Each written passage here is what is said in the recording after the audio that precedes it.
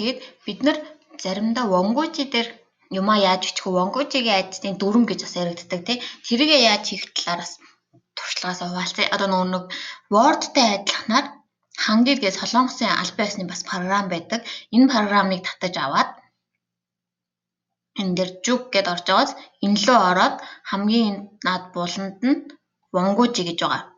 Энэ буланд нь вонгуужи гэж байгаа. Тэгвэл энэ вонгуужи дээр ороод за эхний хэлцэнд 200 таагаар сонгочихъя тий. Тэгээд тухайн энэ текст ихээс хамаарат хидтэйг сонгож болно гэсэн үг.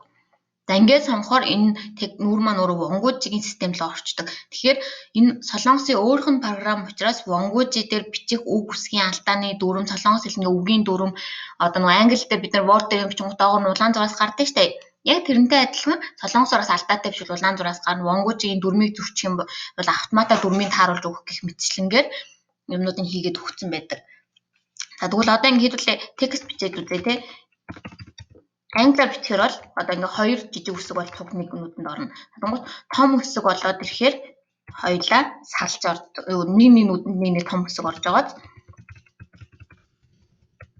За тэгвэл одоо бидний хамгийн хаалтдаг асуудаг тооны юмнууд байна тий. Тэгвэл 1991 гэж зоон бичиж үзье тий. 1991. Тэгвэл хоёр оронд цуг орж байгааз.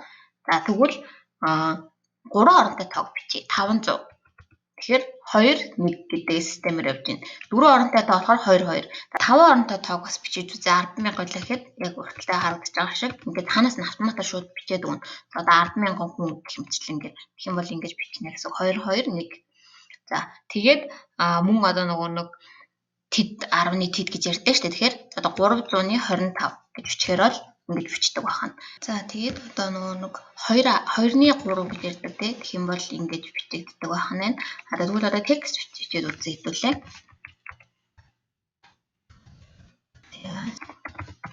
Ингээд текст судлаадлаа ингэж бичлээ тий. Тэгмээ төгсгөл дээрээ одоо цэг яаж тавих вэ гэдэг ярьдаг тий. Ингэж тавиад дараагийнхын текст эхэллээхэд урагшаагаар шууд минут алхасгүйгээр бичиж явна гэсэн үг. За мөн одоо нэг яг цэг нь тулцсан байдаг шүү дээ зарим тохиолдолд. Наа гэдэг бич. Тэгвэл цэгээ хаана тавих вэ гэхээр гадаа нь тавьж болдог бас дотроос оруулж тавьж болдог тохиолдлууд байдаг. Тэгээд дараагийнх нь текст яваад ирэхээр жаа буцаад орж байгааз. За иймэрхүү тохиолдолд тастал тавилаа гэхэд шууд нөгөө дараагийнх нь үгэнд заахгүйгээр бичиж явагддаг байгаа. Өөртөө вонгуужи дээр хүмүүсээ асуудаг зүйлс юм бол мэдээж энтер дарах юм эсвэл шинэ утга санаа эхлэх юм бол урдаа нүүд орхиод дахиад бичнэ гэсэн үг. Гэмчлэнгээр вонгуужи дээр ерөн жоохон эргэлзээтэй юм байх юм бол гэл хангил руу ороод вонгуужиг сонгоод ингээд текстээ бичиж үзээд яад юм бол гэдэг хараа явуул илүү амар байна.